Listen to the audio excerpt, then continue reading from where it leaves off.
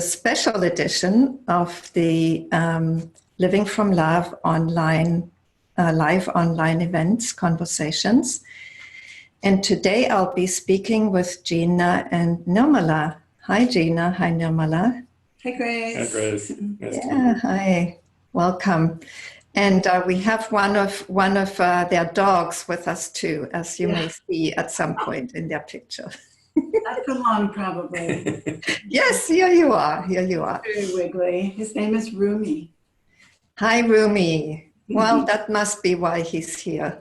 I think we might have misnamed him. Maybe it's better if we had named him Zumi. Or Zumi. It's a Zumi Rumi. Yes. Yeah. So let me just quickly introduce Gina and Nirmala. Actually, Gina and Nirmala have been on some of the online events from the very start. You were there 5 years ago on the first online retreat. And at that point, both Gina and Nirmala were just non-dual spiritual teachers and were on the retreat as such.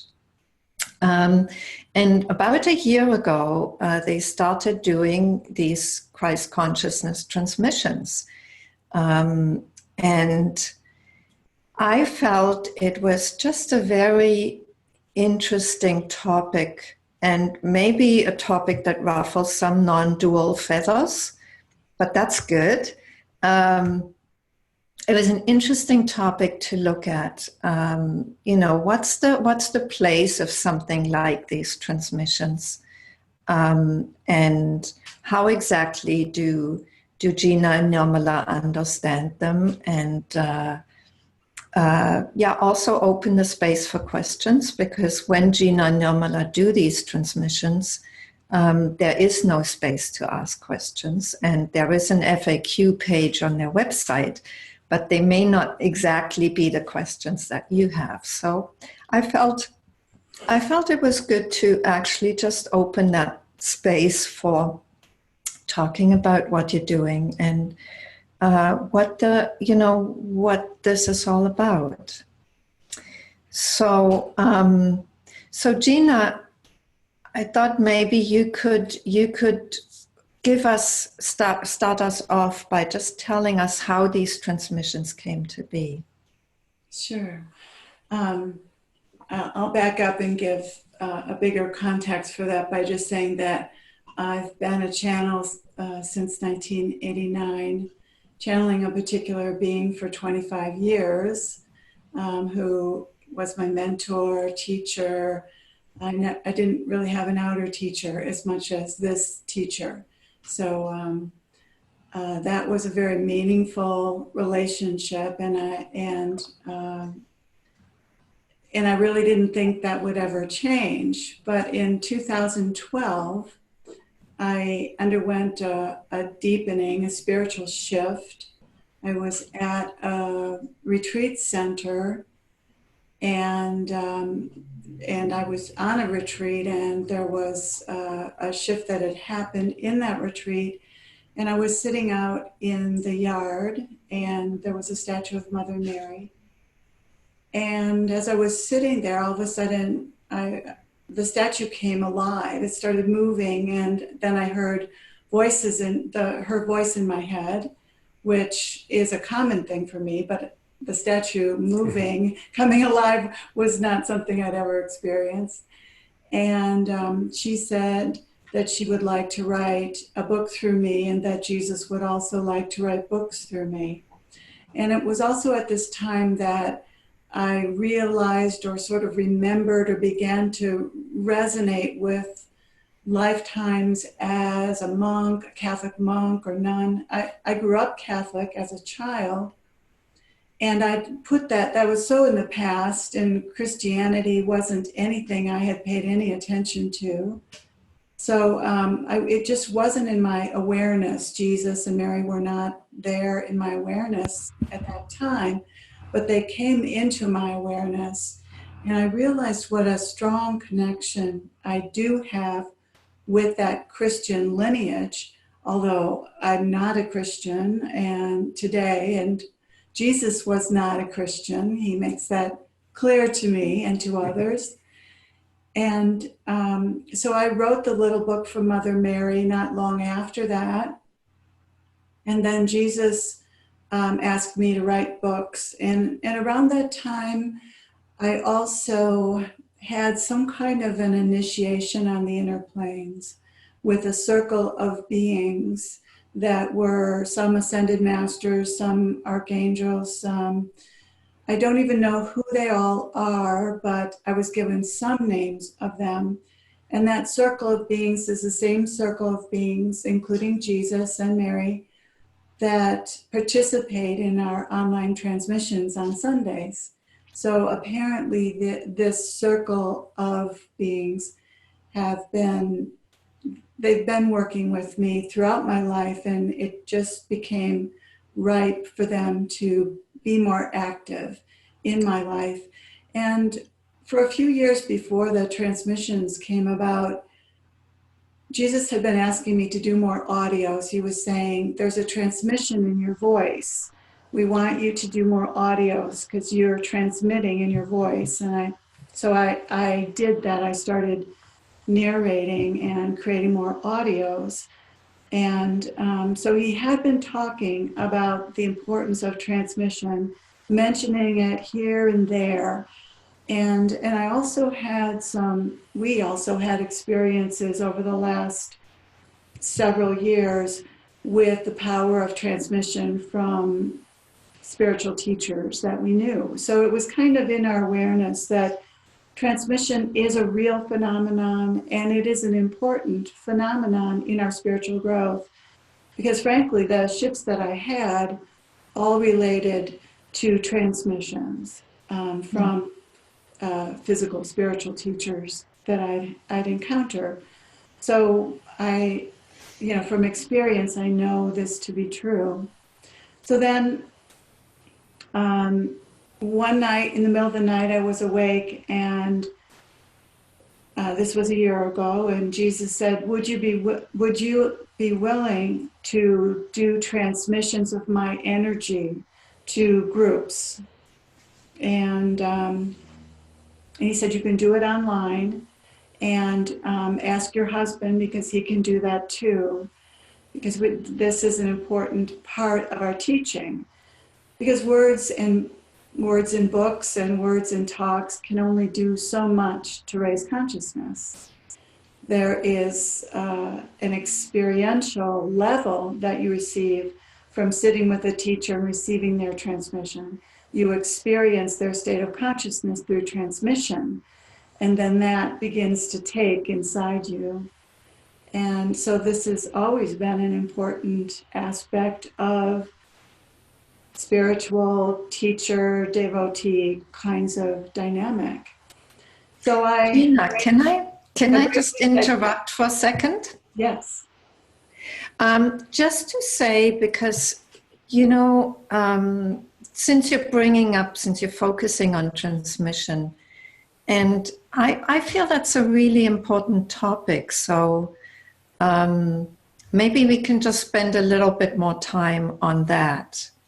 Mm-hmm. And I just want to share maybe with people my own experience, which is that when my awakening started happening, it was actually because Jesus appeared to me. Right. And what he transmitted at that time, it was quite curious. I had a conflict with neighbors, a very, about noise. They were making a lot of noise and I wanted to be quiet. And it couldn't be resolved. And I was in a terrible state. And so at some point in my meditation, Jesus appeared and he pointed to his heart. And he said, you don't need to hate your neighbors. You can love them. And of course, it was curious because I have a Christian past, very Christian past as a child. And, love your neighbors is, part of that tradition, part of that teaching. And here I was hating my neighbors. And the transmission was very specifically of a state of a heart energy that was beyond the emotional type of love. It was simply love. At the beginning, I didn't maybe quite recognize that as such, but it became very clear that that was what he kept showing me. And he kept appearing because I kept needing to somehow get this. And it clearly was a transmission, because I felt that in my own heart. It wasn't just that he pointed to his heart. It was that I could feel that in my own heart. And this, this is what got me started, really, truly. And, I don't feel I'm Christian.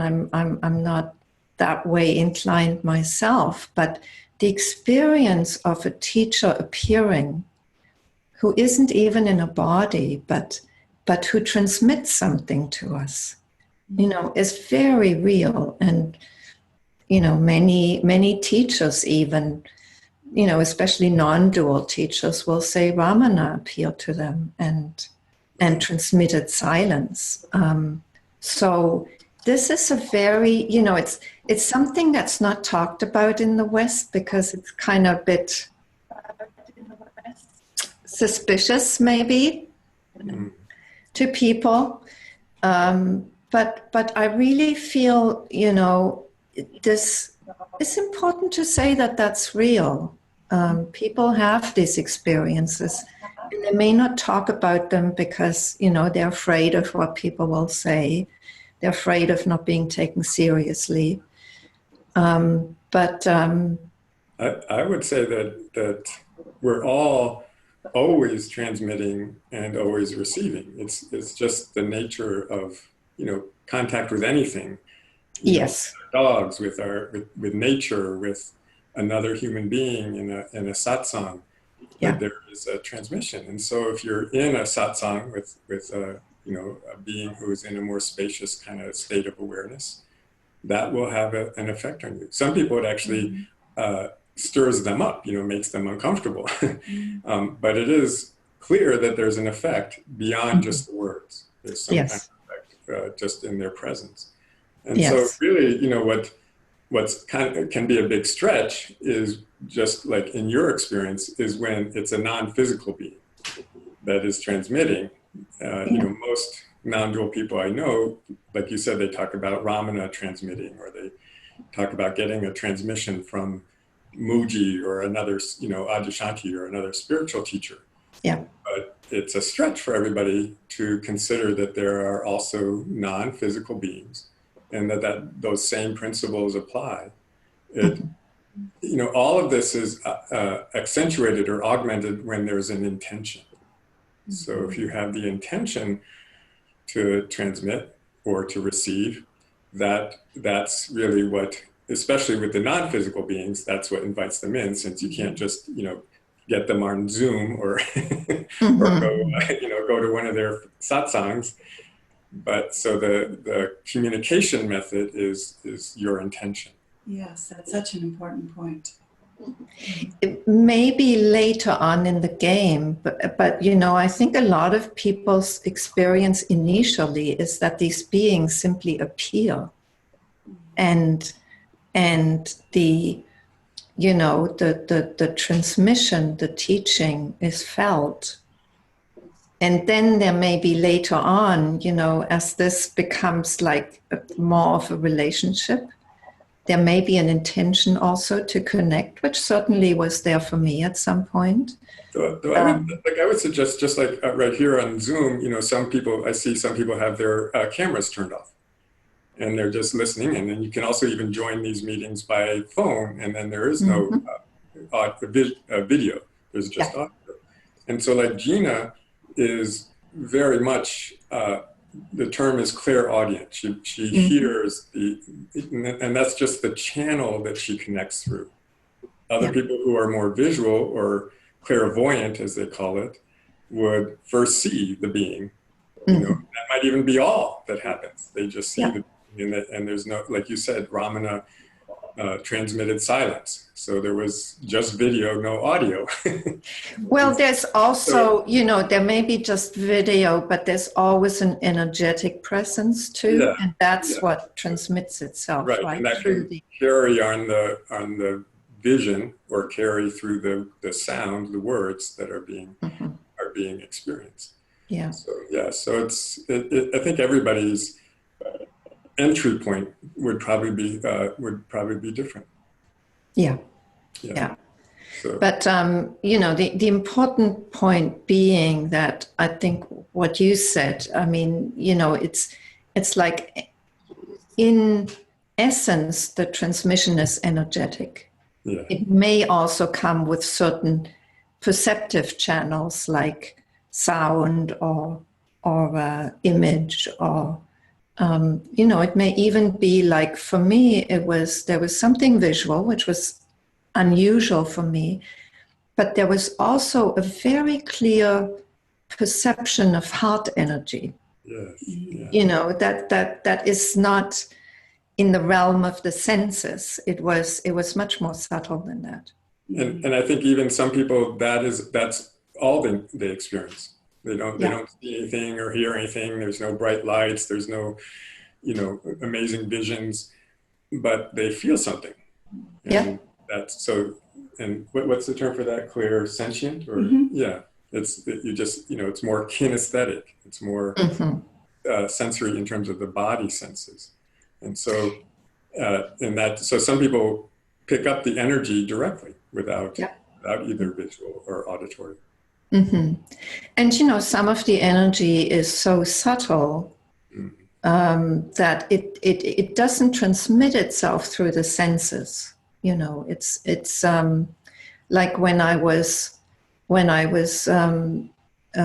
experiencing the transmission I think it was 2 weeks ago when I was participating.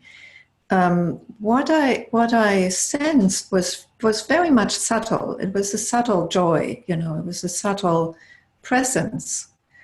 And there was no sensory quality to it.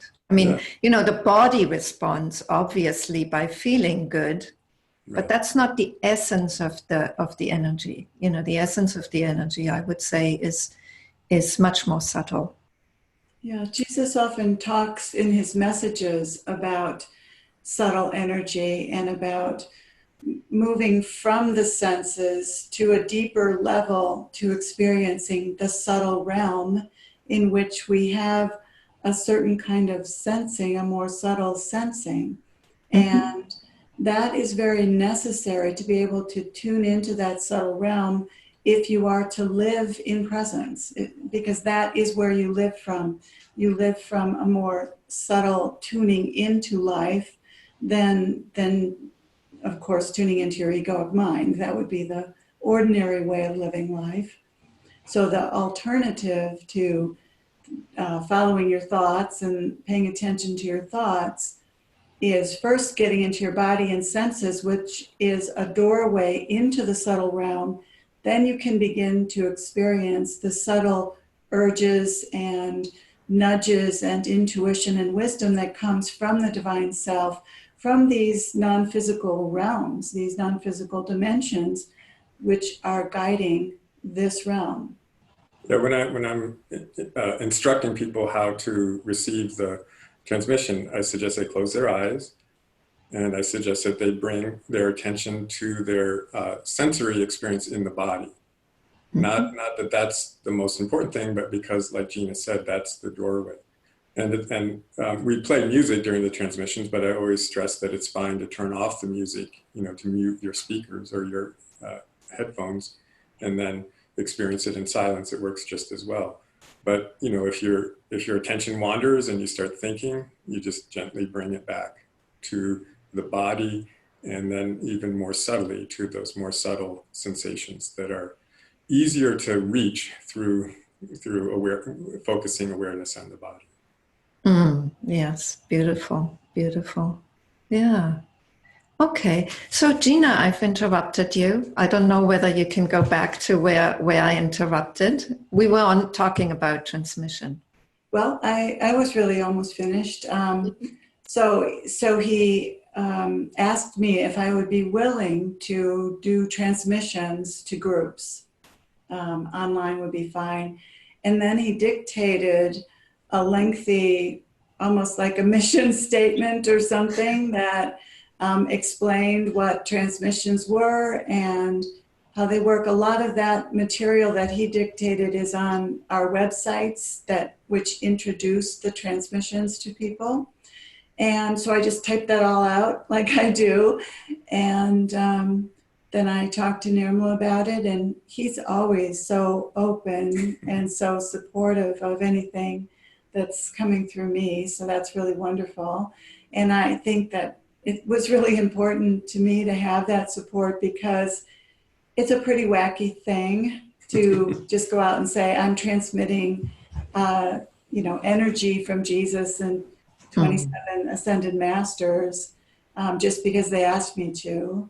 And I think one reason it didn't come into our lives before now is perhaps because if Jesus had approached me 10 years ago, I would have been uncomfortable. But I think that as I've matured spiritually and just physically, just becoming older, you let go of a lot of that stuff. And it became so clear that whatever I've been asked to do has been very positive and worthwhile. So why would I say no to this? So anyhow, it was a choiceless choice at the time. And I just felt like, okay, well, whatever. This is the next step for me, for us. And I'm continuing to write, but I can see that this is a really positive direction.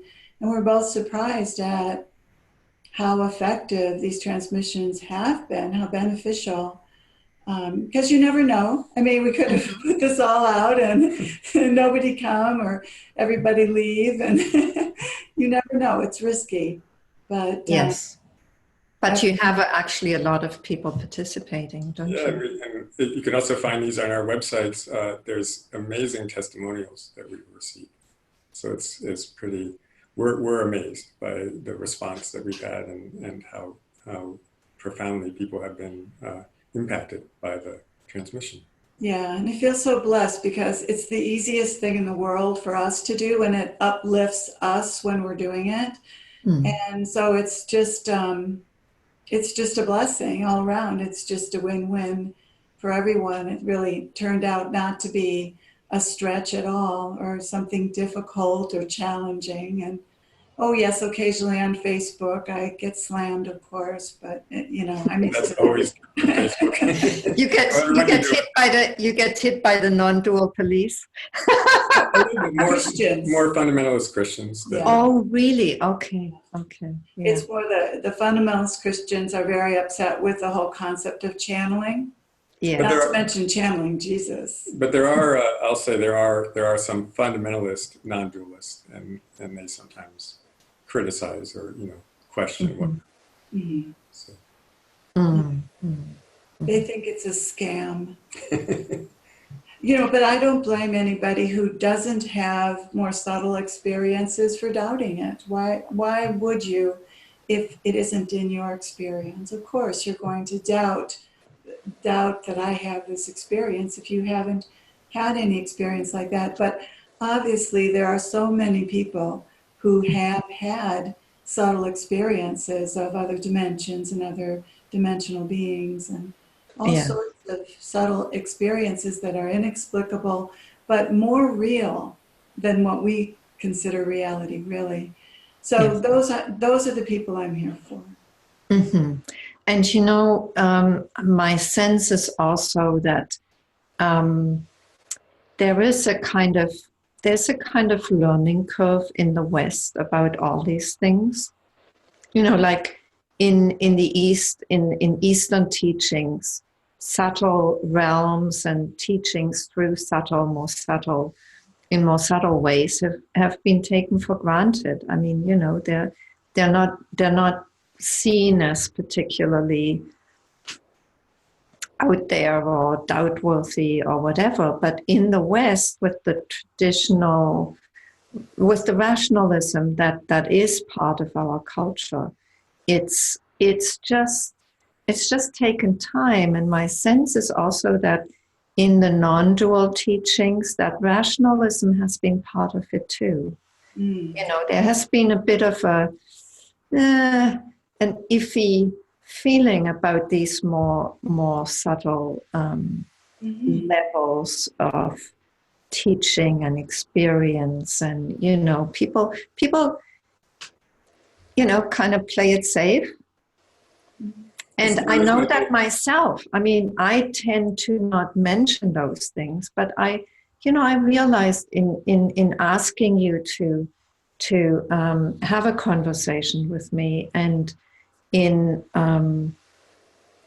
just leading up to this conversation, I realized that, you know, I've been playing it safe. I've not mentioned these experiences, and you know, why do I censor myself? No good reason. This might be a good time to launch into it, talking about the nominal topic of this conversation, which is how does this fit in with non-duality? Yeah.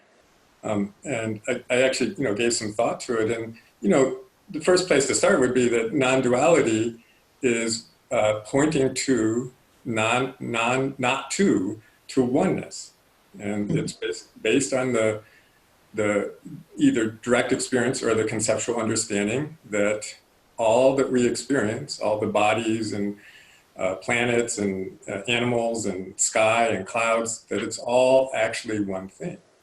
I like to think of it as if it was some magical clay that's alive and can take on any shape, any form, and even that clay even forms the space that all of the bodies and planets appear in. And so even the space is still this one thing. And so that when that is either your direct experience or your, you know, a strong sense of it, even if it's somewhat conceptual, then there can be a tendency, especially if it's, you know, if you kind of become a purist about that fundamental level of reality, there can be a tendency to then kind of negate or deny or consider other levels of that oneness, other levels of experience as less real, less meaningful, even, you know, discounting them as total illusion, totally unimportant. That only that oneness is real. Everything else is just, you know, a delusion, not just an illusion. And so then, you know, that creates, it's interesting because that actually creates a new, more subtle duality between the pure oneness and all this stuff that's going on all the time within the oneness that again, a purist might have a tendency to deny or reject. And that is very much part of the traditional non-dual teachings that come out of Asia. Yeah, you know, I mean, also, let's face it, that is part of that tradition that we've inherited. But I think there's you know, like I said, that to me that creates a new, more subtle duality within the oneness. I think there's also a perspective where you can see that these. I think of them as kind of different levels of reality, different levels of truth, are all true simultaneously. That they aren't actually contradictory, they're more like complementary. They're just different levels. I have, my favorite metaphor is if you go outside on a rainy day and you look up, the sky is gray and cloudy and there's rain falling, and that's your experience. It's undeniable. It has its own kind of reality. But if you get in an airplane and fly up above the clouds, right above that same spot, it's a bright sunny day and the sun is shining and the sky is blue.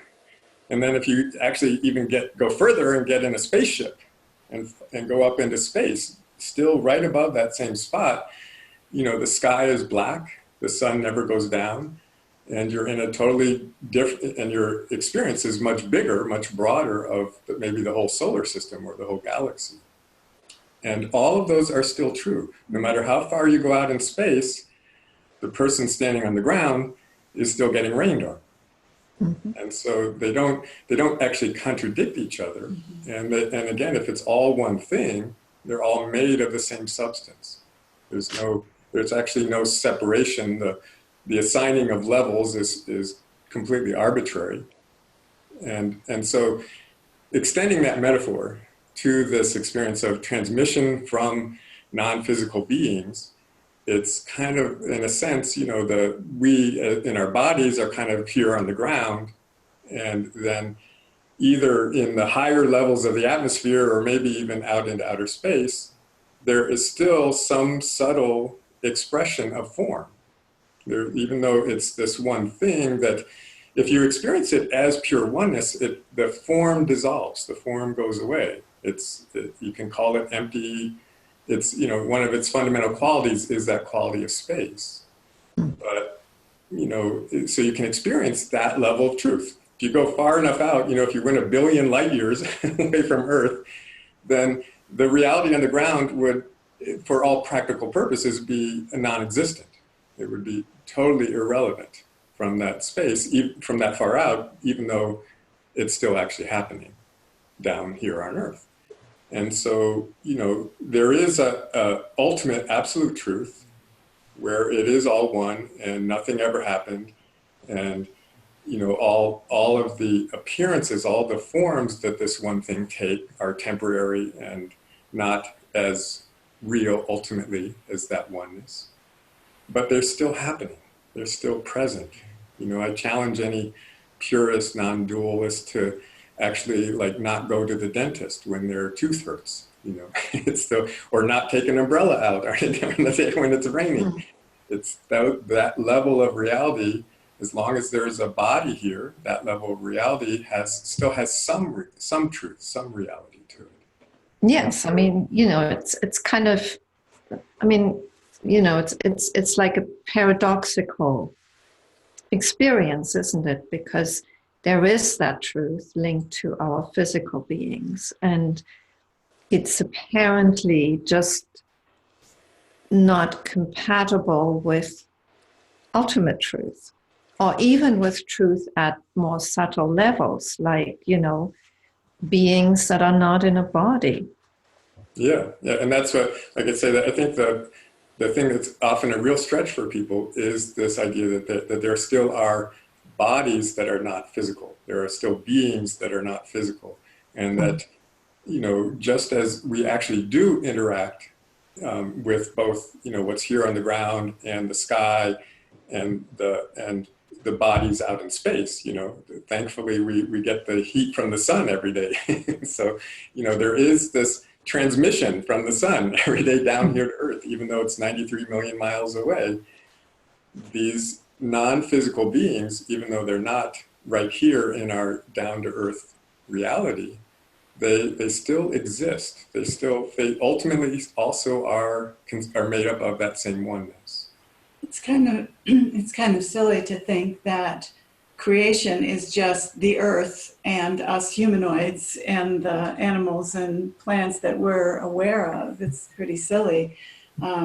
Creation and the intelligence behind creation, obviously, just from what we know of creation, is just so mind-boggling, so beyond our understanding.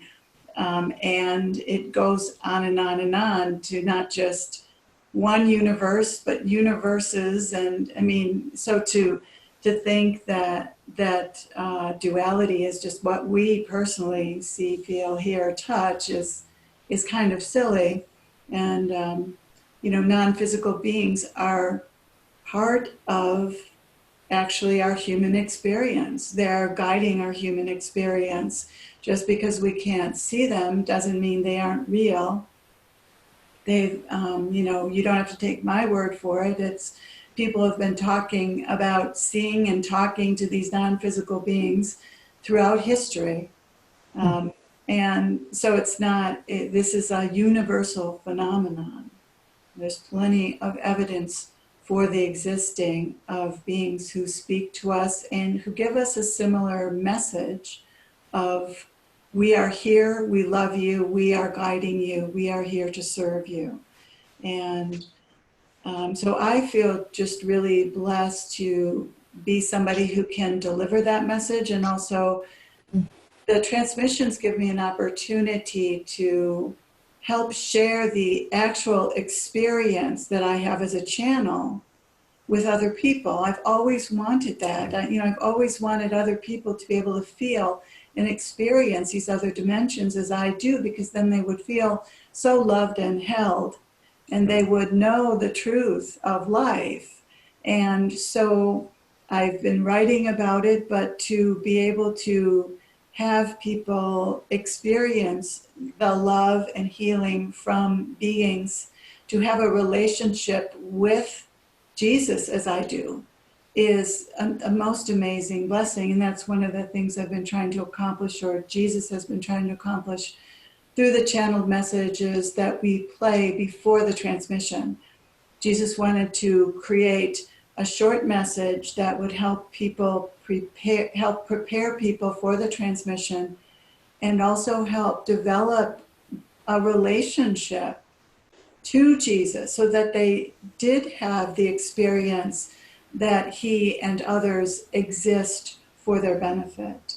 And so this to me is the best, my most favorite work that I've done so far.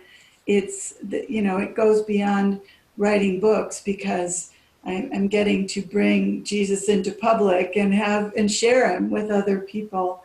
And so that's... I think in the, and we just had, Rick Archer was just visiting here, and he reported on the SAN conference that he had just been to. And he said that at the beginning of the SAN conference, the organizers gave a talk where they said, when they first started doing the SAN conference, that it was all about neti. It was all about, again, denying illusion and going just straight to this pure oneness, this pure consciousness. But that now everyone's talking about bringing this into the human dimension and opening up to our physical reality. So I think there's been a maturing within the whole Advaita non-dual community, where not everyone is in the same place, but there's been more openness to talking about the importance of the body, talking about the importance of the psyche. And yet there still is, as you said, you were kind of, hesitant to go to reveal everything that you experience on these more subtle realms. There still can be a subtle kind of discounting of something like that. But I think with this maturing, with this more inclusive, everything is included kind of approach to non-duality, I think there may start to be more and more room for all kinds of expressions of these subtle realms, these subtle abilities, these different dimensions or densities, you can think of it as. And so, possibly that's the next evolution or new aspect of duality that will flower. Well, embodiment has been a key word. Over the last several years, spiritual teachers have been talking about embodiment, the importance that your realization is embodied, so that you act and be you act like an enlightened person. And that's one of the things I love about Jesus's message. In fact, the book I'm just releasing now is called Jesus Speaking on Embodying Christ Consciousness, because his message 2,000 years ago and now is, you can live as I did, in love, in unity with others, in caring for them, in serving them, and in total peace. His message was one of love and peace. And he is here to show us today, through what we're writing and through the transmissions, how to be love and how to be peace, how to be that in your life. That's what I'm excited about what he's doing, because that just resonates so much with me and what I care about personally.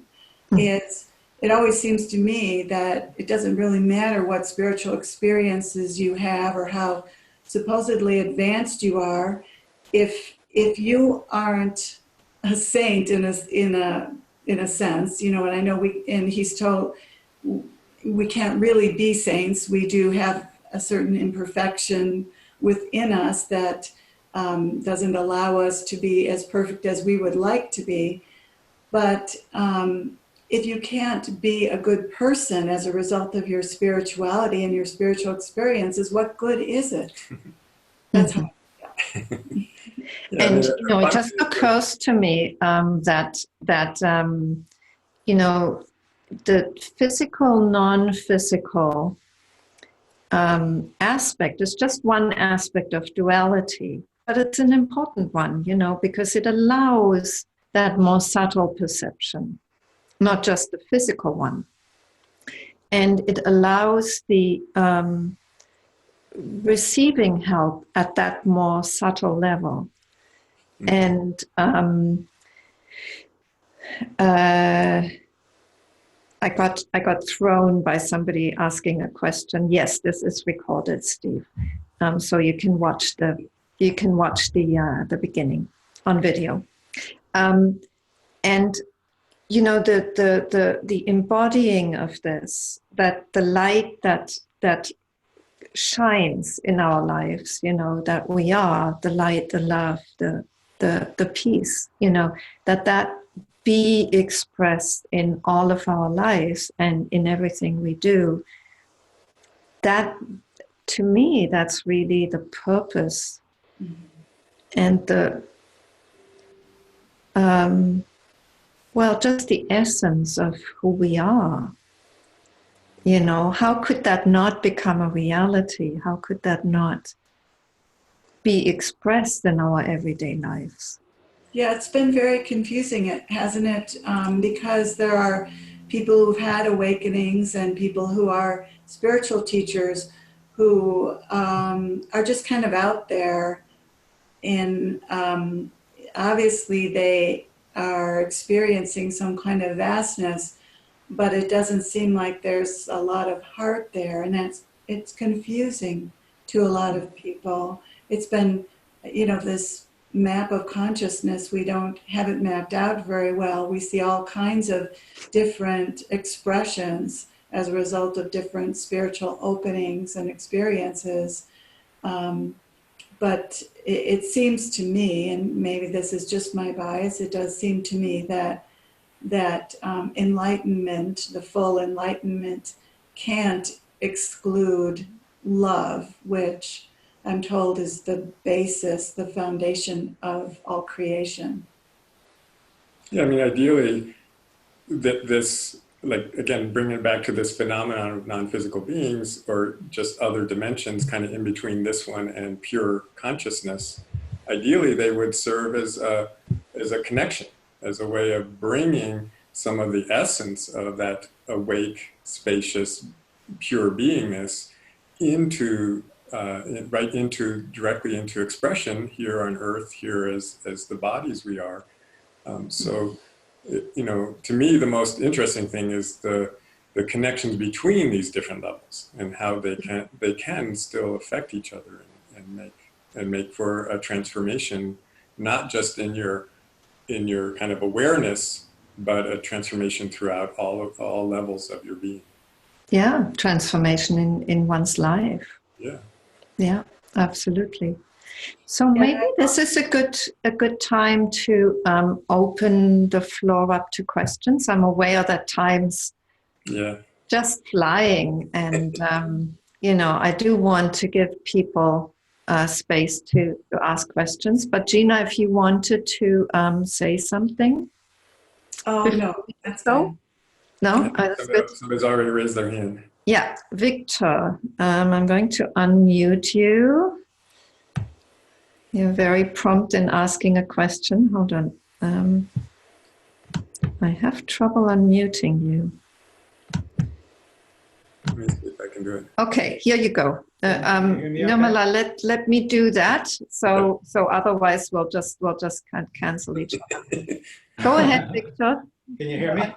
Yeah, we can hear you. Okay, good. Yes, first, thank you so much, Gina, for the wonderful Jesus channelings. I really enjoy them and find them very uplifting. I have one burning question. I have been into A Course in Miracles heavily for quite a while. And then recently, a few months ago, discovered you, Gina, and these channelings, more recent channelings of Jesus. I'm wondering, what is the relationship between A Course in Miracles and these channelings? It's been 50 years since A Course in Miracles. Is this to be considered a more relevant, more modern message from Jesus? Well, that's a good question. There are a number of people channeling Jesus. A lot of them are students or teachers of A Course in Miracles, but some of them aren't. I happen to be someone who's never read A Course in Miracles and doesn't have much interest, since I'm only interested in what I've been being taught, I guess. So I think with all channels, what comes through is depends on the channel's interests, their abilities, their vocabulary, their background, their audience. And so what I'm bringing through from Jesus is unique to that experience of me being the channel, and what Helen Schuckman brought through was unique to her. You know, for instance, she wrote in iambic pentameter, right? Because she was a professor and she loved Shakespeare. I would never be able to do that. And my interests are, and my training has been in psychology and astrology and metaphysics. And so I'm able to speak about those types of things because channels are limited. The being has to use their knowledge base and also their level of consciousness and the people who are attracted to their teaching. So all the teachings are on different levels or meant for different people. And I have a certain following of people, which tends to be a more non-dual crowd. And I tend to write, what Jesus writes through me is very non-dual. Of course, A Course in Miracles is also a non-dual teaching. But there are some Jesus channels who are not so much writing from a non-dual perspective because they aren't tuned into that so much themselves. So they might bring through different information for their people and for themselves. So it varies according to the teacher. So I would say there isn't necessarily a relationship between A Course in Miracles and what I'm bringing through, except that I've heard that there are a lot of similarities. I also know there are some dissimilarities, which people ask me about sometimes, but I also think it's possible that channels can make a mistake too, that it doesn't always come through exactly as it was meant to, or it isn't understood as it was meant to be understood. So I'm not too worried about what other channels are writing or what ACIM says. I hope that people find what is true for them in what I'm writing, and if something doesn't ring true for them, that they'll just discard it and disregard it. So that's what I've always done in my own explorations, and what I've been taught inwardly is to, approach teachings with an open mind and take what's useful and discard the rest. So that's what I would hope people would do with mine as well. Well, I'm keeping both Course in Miracles and these recent Jesus channelings. Actually, I don't find any discrepancy in the metaphysics of one or the other. But I see that the recent stuff is less Christian terminology oriented and perhaps more nuts and bolts, down to earth, daily life problem oriented. But I don't see any discrepancy. I think the one discrepancy that I'm asked to address is along the lines of what Gary Renard says about something about the world being a mistake. And that is not what I get at all. So I'm not sure. I'm not sure if I'm not understanding it, or if people who are talking to me about that don't understand that, or where that all fits in. But I don't need to address it because I'm not the one who channeled that. That's a position of A Course in Miracles? Yeah, it says something like that. That No. that God has nothing to do with the world. If I don't know if you've listened to Gary Renard. Just a tiny bit. Yeah, in just of the universe. There are quite a lot of questions. So Okay, I'll stop.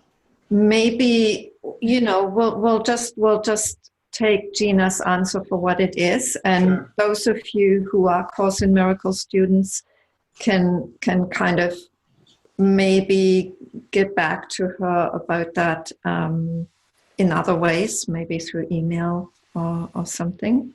Okay. Thanks, Victor, for that question. Sure. Yeah. I'm just going to mute you again. Okay. So there's 2 questions on the group chat. So I'm going to read those out, and then I'm aware that there's 3 more people who've raised their hands. I hope we get to everybody. Monica asks, I don't know how to reconcile free will with the truth that everything is God's will or reality's will. Could you help me, Gina? The first book that Jesus channeled, the first book in the trilogy, in the Jesus trilogy, is called Choice and Will. And so that is a real key piece for you to read, because it is a pretty deep subject. And Jesus seemed to want to clarify that, because it's a big debate in non-dual circles about free will. So we as human beings are given free will, and so the divine allows a certain amount of free will. Then there's the question about whether our will is really all that free if we're just responding to our conditioning. So until we have some distance from our egoic mind, our choices, our choosing is almost done for us automatically. Our condition, we just react according to our conditioning. We're not really choosing so freely. So as we become more aware that we have a choice to choose something other than what our mind is telling us to do, or our conditioning is telling us to do, then there's the possibility that we will align with thy will more. And so as we awaken from being caught up in our egoic mind, we eventually have more choice around it and are more able to choose in alignment with thy will. And then our life goes much better. I love a metaphor that Gina was given once, where she, in a sense, we're in a boat floating down a river, and the river is God's will, but we're also given this tiny little paddle. Yeah. And that's our free will. Yeah. and we can struggle, and we can even try and paddle upstream, and then at some point you realize that there's actually this big river, and you're going to go downstream no matter what you do with your little paddle. Yeah. And so you hold your free will with a different sense, and you may even either put it down for a while and just drift, or paddle downstream just to see what's down there. It's like there becomes, with an awareness of both levels of reality, it can transform, again, like we were saying, transformation. It can transform the experience of free will, make it much less important than it seems to be when you're still trying to, make everything come out the way you want it to.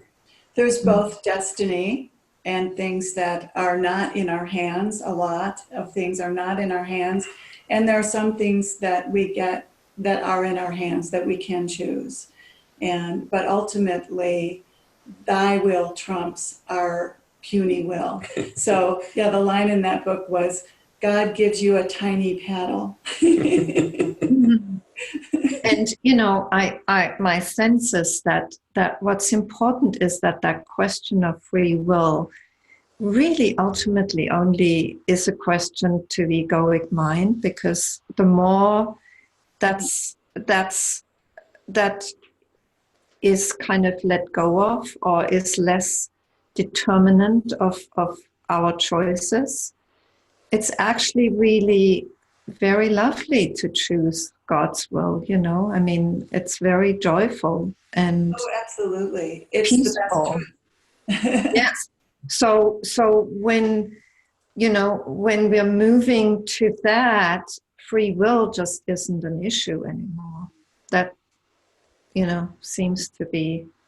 Yeah, like I said, becomes a much smaller concern. Yes. And life can go much better. Life just can go so much better because you're going with the flow down that river. Yeah. Okay.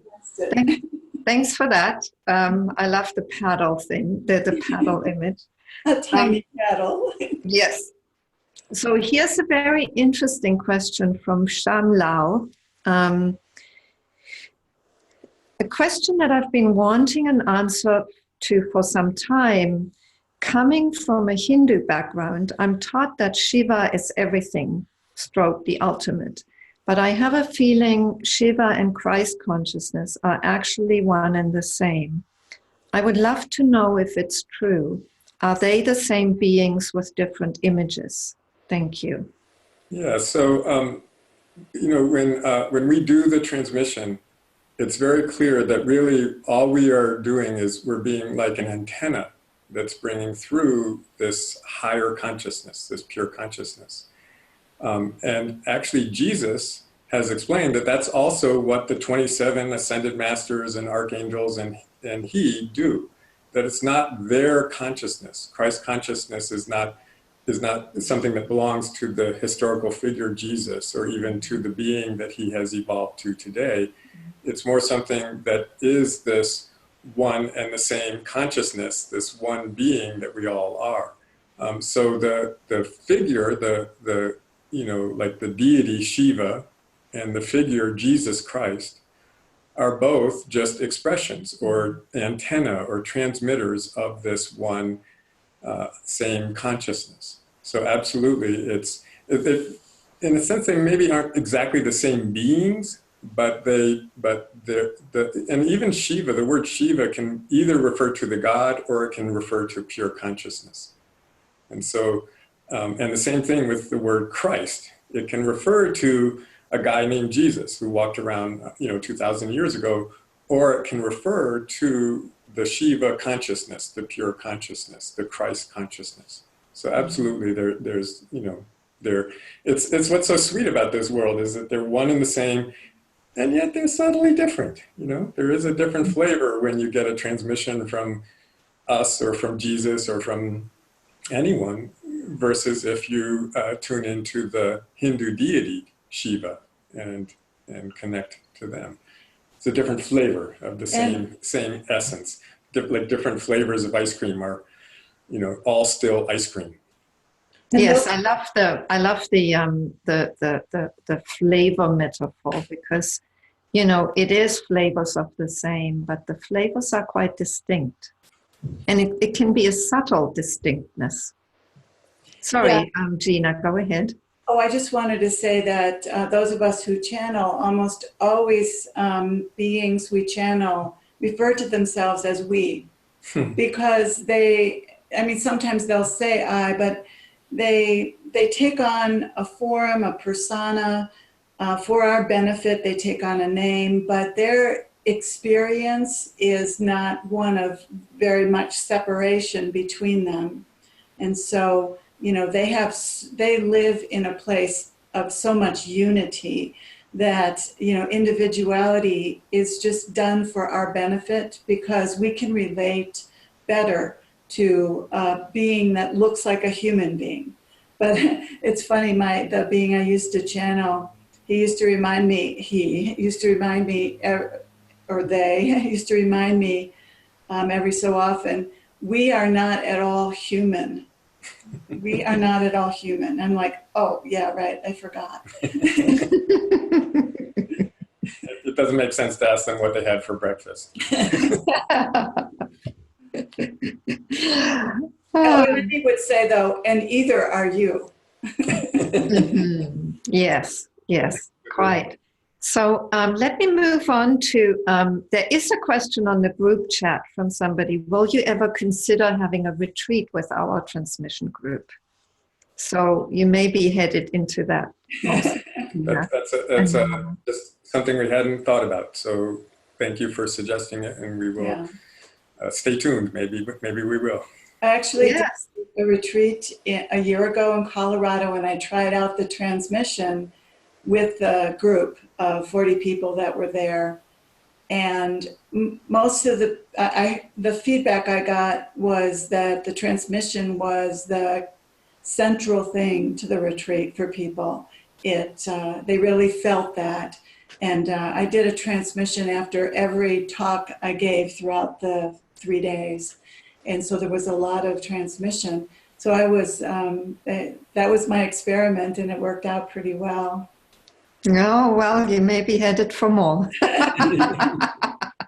I'll just I don't have to talk though, do I? Let me get to the other questions. I'm just having a feeling that there's going to be more. So, group facilitator, maybe you could let us know what your name is. I've unmuted you. Oh, thank you. Hi, I'm Linda O'Connell. Hi, Linda. This is the first time I've spoken in a couple of days. Feels so weird. I'm doing a spirituality retreat with Kate Greaves. I'm in Pennsylvania and she's in Australia. And so I haven't spoken in a couple of days because we're doing a silent meditation. But I wanted to take this time out to be here and do this with you. I've experienced 4 transmissions with you that they've just been incredible, absolutely incredible. I was diagnosed about 15 years with an incurable disease and much suffering, pain, without a second's reprieve from that. And through energy work, through Jesus, I am a channel of Jesus too. And I started to hear him a couple of years ago, and I began to become well. And then with the transmissions, with each one, I could feel the energy going there with my openness and my faith. Faith is my middle name. I'm Linda Faith O'Connell. So with my faith so strong that I was able to feel this going right to those areas of the pain and suffering. With each one that I've received from you, I'm feeling wonderful. And I am feeling such peace and calm. I also channel a group of angels, archangels, and ascended masters. There's so many. They asked me to call them the assembly. So I do. The people that seem to be guided to me are ACIM students, and what is coming through, these are just through them are ways that these people can push through whatever is sort of blocking them, or they're stuck, and then that comes through as to what they need to let go of, just what they need to release, and then they seem to be able to just go on. And they all tell me they just feel so much lighter. I can actually feel it in my body. I feel these things in. Oh gosh, it was Siri. Sorry about that. I absolutely 100% support you. I'm so grateful. What you do is absolutely, absolutely true. And I do, after this retreat, I want to get on your page and I want to write my experience with what I've received from you. And I'm doing my part in inviting other people. The people that contact me, I let them know about you. And one is here. One is here with us today. So I'm very grateful, just very, very grateful for what you do. And I agree, there are more and more of us that seem to be showing our little heads all the time. There are other angel channels, there are other channels that seem to be coming into my view, that seem to be coming in around me more and more all the time. And just to have that support, you know, that you're not crazy and that what you're doing really is making a difference, and it's supposed to be. It is to be. And it's beautiful. So anyway, I thank you so much for having me here, and I hope to be here every Sunday. It's what I really look forward to. And thank you so much, Grace. Thank you for being here and for all that you do. I really enjoy meeting you. Yeah. Thank you. Lovely. Thank you for coming on and letting us know about your experience, sharing your experience, Linda. Did you want to say anything in response, Gina and Nirmala? Well, it warms our heart for sure to hear that, and it's so nice to connect with you, Linda, and actually be able to talk to someone who's been at our transmissions. Yeah, sweet. Yeah. Well, maybe you can get in touch with each other. And Linda, I think there's also somebody on the group chat, if you could check that, who wants to connect with you. So thank you for that. I'll move on to the next question. Let's see. There is Flower. I'm unmuting you. Okay, here we go. Hi.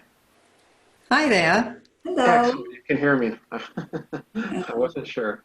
I have a quick comment and then a question.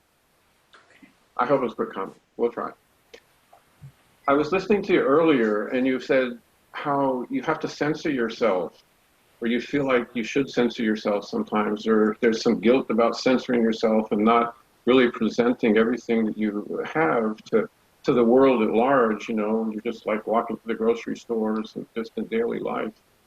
And you know, it was funny. I was thinking about that this morning. You know, and I guess my response to that is, for me, I don't really give anything more than is requested. And you can kind of tell, you know, how much a person wants, you know, when you're and regardless of that, the energy is there anyway, right? But you know, just you know, the words that we want to exchange sometimes, I only give, you know, what I'm prompted to give. It's not, you know, there's no need for me to be harming anyone, or, you know, with stuff that I'm saying, you know. So I'm not, you know, if it would upset them, it doesn't really help. Yeah, that's so true. So you know, that's kind of my thought on it. And I also notice that I probably attract people who are, you know, I keep asking myself this question, you know, why is it that we always say to other people what we need to hear? And that was actually tied into all this, is because it's, you know, and my thought on that was, it's just, well, because I need to hear it, right? But I don't know, how did that happen? Well, because I'm not thinking about me anymore. Now I'm focused on you, and I can fix you. But it opens up a space, you know, for me to have some higher self connection. And then that comes out as well. We both needed to hear that, didn't we? So, but anyway, yeah, it just makes sense not to, you know, unless I'm prompted in some way to do or say something to somebody. It's like they always tell me what they need, Yeah, that's I try to be aware enough to respond to that. So that's how I function too. yeah, it's a hard thing though, and I don't have a big, like web presence or anything, and I don't have people trailing around behind me and stuff. So it's just, just another guy on the street. Me neither. Nobody's trailing around behind us. Well, well, sure. Except two dogs. Right. Anyway, my question.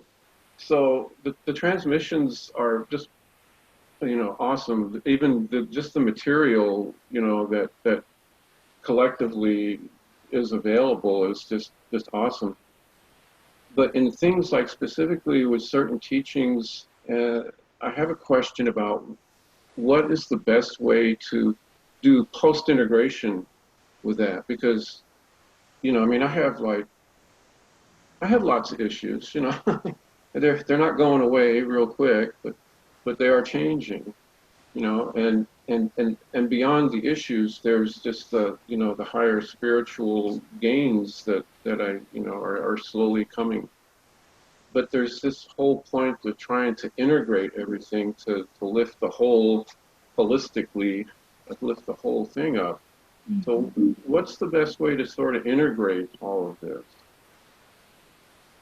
I would say, going back to these levels of truth, if you have some conditioning, some trauma, some a difficult part of your personality, and you just kind of indulge it, you just live it out. That's like having both feet in that experience, and in that experience, there's actually not much transformation. You just and sometimes you even accentuate the trauma, accentuate the pain. Yeah, be with it. Yeah, if you just kind of, again, indulge it, just express it, experience it fully, but not without any perspective on it. Right. He's not talking about being with it. He's talking about indulging it, or reinforcing it, or reliving it in a sense. If you do that by itself, there's no transformation. Strangely enough, if you go off into some very beautiful, expanded spiritual state, and you're in a very high place, but you're just totally immersed in like the absolute, in pure consciousness. That's a beautiful experience. It can be profoundly inspiring, but strangely enough, it doesn't actually transform anything down at the level of conditioning or personality. It may give you more perspective on it, but it doesn't actually shift it. It doesn't actually change it. So the challenge, using this metaphor, both feet in or both feet out, the challenge is to find a way to have 1 foot in and 1 foot out. And that's where you bring the most perspective, the most clarity, the most, of this higher consciousness to bear right on the parts of your personality and your conditioning that are still problematic for you. And so anything you can do to sort of touch it, experience it, be with it, but not get swallowed up by it. The classic thing is various forms of psychotherapy, because the therapist holds that bigger perspective. The therapist makes sure that you don't get swallowed up back in the experience. Right. But you can also, there's all kinds of practices that allow you to experience your conditioning, but not get swallowed up by it, not get overwhelmed by it. And so it's when you bring these two, that's why I think it's so wonderful that there is more embracing within the non-dual community of all the different levels of truth, because that's, again, where there's this possibility for actual healing, transformation, personal growth on the level of the human, because you bring in these higher perspectives, higher energies.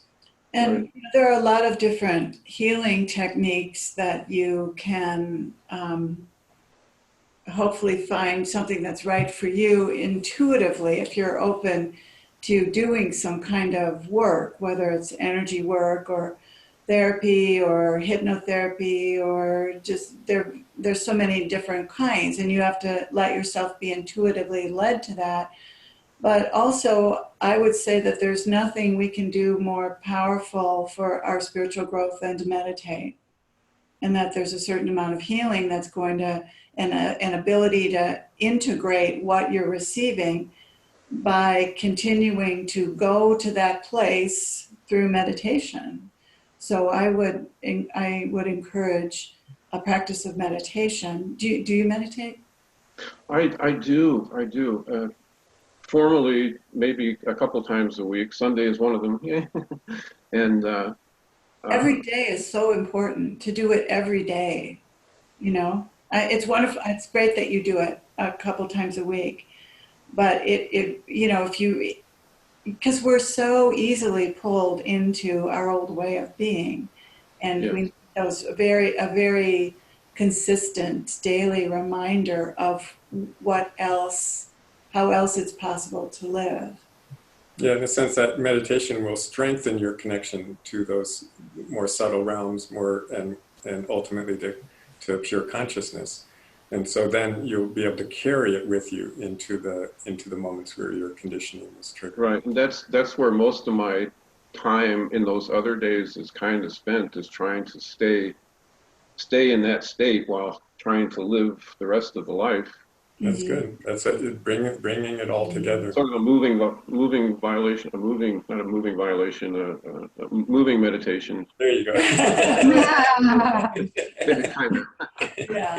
Well, it'll be a lot easier for you to be present in your daily life if you meditate for an hour a day, because then you'll start to get that bleed into your daily life. I see someone's asking me about meditation methods. I just want to say that because I found that meditation is so important, I created an online course that is based on helping people to find a meditation that works and discover various spiritual practices. It's called Awakening Now, and it's on my website. So I do address that in an online course. Great. Okay. Thanks, Flower. There's one more question that I'd like to get to. And just to say, Gina's website is radicalhappiness.com. Now, let's see. Alan, I unmuted you. Okay, Go can ahead. you hear me? Yes, we can hear you. Okay, fine. Well, this is a question for Gina, really.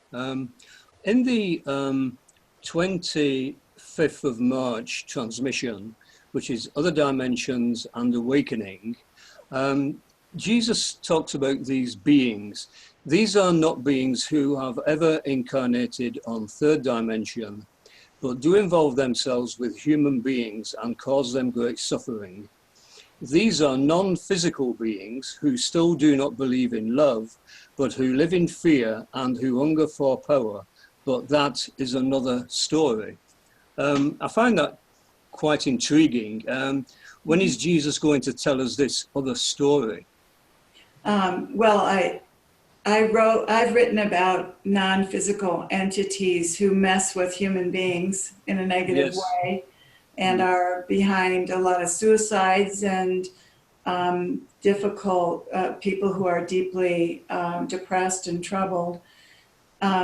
I've written about that in my book called Getting Free. I wrote about it a long time ago, about the existence of this phenomenon within the human condition, and that it needs to be addressed by learning to send these entities away and then heal the thing within you that allowed or attracted this negative vibration. So if somebody is vibrating if somebody is really believing their negative thoughts, and they spiral down into a really negative place, that's like an invitation to these negative entities, because they resonate at a really low vibration. And if you're resonating at a low vibration because you've dug yourself into a deep hole, they glom onto you, and they can insert words into your mind. So then your ego becomes much more negative than just an ego. Then your egoic mind has got suicidal thoughts and much more negative thoughts. So there is a so-called evil dimension on the non-physical level that is part of the human condition that impinges on the human condition, but they actually aren't that powerful, because the only power they actually have is to insert thoughts into your own mind. And if you don't believe those thoughts, they have no power. But they have power to the extent that you believe they're negative thoughts. So there are ways to clear those entities. And it is just a part of the human condition that this happens. It's part of why some people suffer so greatly. It's the most difficult places we can find ourselves in. There will be entities there who are fostering that place. So we need to find healers who can release those entities and then help heal the negativity within your own mind that allowed them to come close to you. And I talk about that, like I said, in my book, Getting Free. It's about how to heal that and how to invite angels to come in and sweep them away. Okay, is this book still in print? Yes. Yes, okay, fine. Well, I'm speaking from England. I don't know if you've heard of David Icke. I have. Yes, okay. He's for 30 years now, almost 30 years, been talking about beings called archons. And apparently from all the other research that I've done on these archons, they apparently can do what you've just said. And in one of them, it says the archontic infection is very difficult to diagnose, as these entities are incredibly tricky and have the ability to directly affect our mind and can talk with a voice and words that you think are your own. These beings have the ability to look into the subconscious mind and use the language it finds there to communicate with the conscious mind, putting it directly under its influence. So that's very similar to what you've been saying just now. But why doesn't Jesus make, like I say, he talks about this other story. I'm just wondering exactly what this other story is. Why doesn't Jesus just come straight out and say, well, the voice in the head that you speak about on your audiobooks in the transmissions and in the download that I've got from your website, the voice in your head, why doesn't he make it more clear that the voice in your head are these archons, these negative... But it isn't. The voice in your head isn't those. The voice in your head is the ego. And if the voice in your head becomes very negative, then there is some other influence like that. But the voice in your head is not... The voice in your head is your ego. It's part of the human condition. We're all programmed to have this primitive ego, but when it gets really negative, and if you are in a negative space, you're going to attract a negative element of non-physical beings who can magnify that ego's negativity. Yes, I can understand that there has to be a negative. Sorry, I'm going to have to interrupt, Okay. Alan. Okay. I suggest that, because we have to come to an end with the official video, so I suggest maybe you can connect with Gina yourself by email. Yes, and okay. I just want to add real quickly that the antidote is the same, whether it's your voice or their voice. The antidote is the same, which is to question the voice in your head and to ask what else is true besides what the voice in my head is telling me. Yeah. So you don't necessarily have to pin it down. You can just question it, especially if it's negative. And learn to detach from it through meditation. Yeah, it's not been very easy to do that, though. Yeah, I must admit. That may be an ongoing practice. Yeah. So, sometimes you need a healer to help you get rid of those entities. Yeah. Okay. You might not be able to do it yourself. You get someone who helps you release. It's called spirit releasement or entity releasement. They call it different things, but there are people who do that work, channels and psychics who do that work. Yes, I am a Course in Miracles student, by the way, as well. So I get great, comfort from that. Oh, good. Okay, thank you. Great. Well, thank you for your question, Alan. And just to say, there is a very lengthy question on the group chat. Again, Catherine, I suggest you ask that question by email. You sent that off to Gina and Nirmala. I can't read that out, I'm afraid. So there are contact. There's a contact button on both of our websites, so definitely yes. people can reach us that way. Beautiful. Yeah. So we'll come to an end with this conversation. Gina and Nirmala will do a group transmission, a transmission for us on this group meeting, but that's not going to be recorded. For those of you who are watching the video, and the video, by the way, will be available on the event page for those who haven't been able to attend, and it'll be uploaded on video. It'll be on my video channel. And maybe Gina and Nirmala will also post it on their websites. I'm happy for you to do that. Did you mean YouTube channel? Your YouTube? Yeah. And just to thank everybody for participating, and to say that there is thank Gina and Nirmala for making yourselves available for questions. Maybe you need to do that from time to time, because obviously there's a lot of people who have questions. Yeah. And they're specifically for you, so. It was fun, and it went so fast. Yes, I know. So thank you again, Gina and Nirmala. And for those of you who are watching, who are interested in the conversations, you find the details on the website www.living-from-love.com.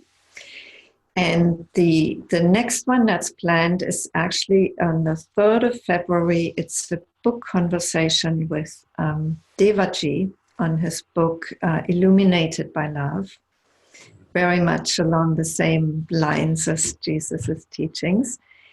And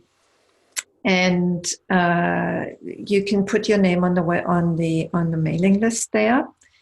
And I'm also grateful for donations that support these offerings. So thank you for those.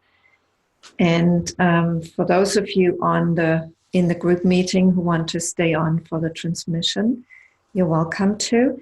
For those who can't watch it on the video, go to Gina or Nirmala's websites. That's radicalhappiness.com and endlesssatsang.com. And you will find the details about the transmissions there. The transmissions take place every Sunday. So, wishing you well, and we'll see you again soon. Bye-bye.